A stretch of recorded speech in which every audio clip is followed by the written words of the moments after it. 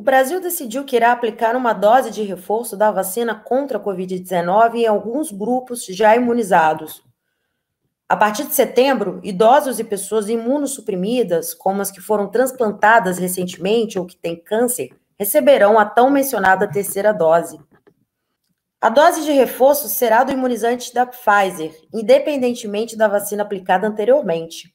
O ministro da Saúde brasileiro, Marcelo Queiroga, ainda informou, ao fazer o anúncio, que irá reduzir o intervalo entre as doses dos imunizantes da Pfizer e da AstraZeneca de 3 meses para 8 semanas.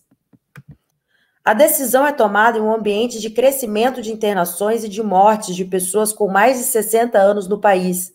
No Rio de Janeiro, onde o caso é mais grave, as mortes de idosos vacinados com as 2 doses subiram 73% nos últimos 4 meses. A terceira dose, no entanto, não é um consenso entre especialistas da pandemia e vai contra as recomendações da OMS, a Organização Mundial da Saúde, ao menos enquanto nem todos os países conseguiram ainda vacinar suas populações. O infectologista Renan Kfouri explica que a aplicação da terceira dose ainda está sendo estudada em todo o mundo e aponta a importância de uma orientação federal. Esperamos em breve ter uma recomendação do Ministério norteando, inclusive com a distribuição de vacinas específicas para esses grupos, quando da necessidade de revacinação ou de dose de reforço, indicar o melhor produto. Lembrar que nós temos que terminar muitos dos que começaram a primeira dose e ainda não têm a segunda dose. Então, vacinar adolescentes de risco, terminar os esquemas, revacinar aqueles que forem já passando mais de 6 meses da segunda dose, são os próximos passos do programa de vacinação. Já o clínico geral Arnaldo Lichtenstein não concorda com a aplicação da terceira dose. De acordo com o especialista, é mais inteligente convencer as pessoas que ainda não se vacinaram, que representam 50% da população, do que reforçar a vacinação dos 50% que já estão imunizados. Arnaldo citou o exemplo dos Estados Unidos. No país, parcela significativa da população se recusa a tomar a vacina, o que eleva as taxas de contágio e óbitos pela Covid-19. O entendimento do médico está alinhado com as recomendações da Organização Mundial da Saúde.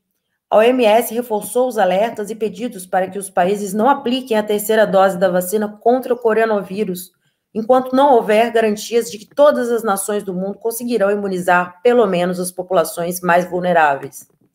O diretor-geral da organização, Tedros Adhanom, disse que a terceira aplicação de uma dose de reforço nos países que estão avançados na imunização contra a Covid é como jogar uma segunda boia para alguns, enquanto outros estão se afogando ao lado.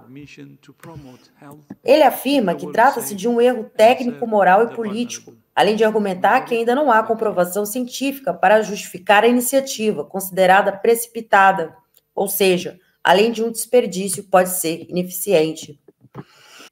O Brasil tem atualmente 60% da população total vacinada com a primeira dose e 27% com as 2 doses.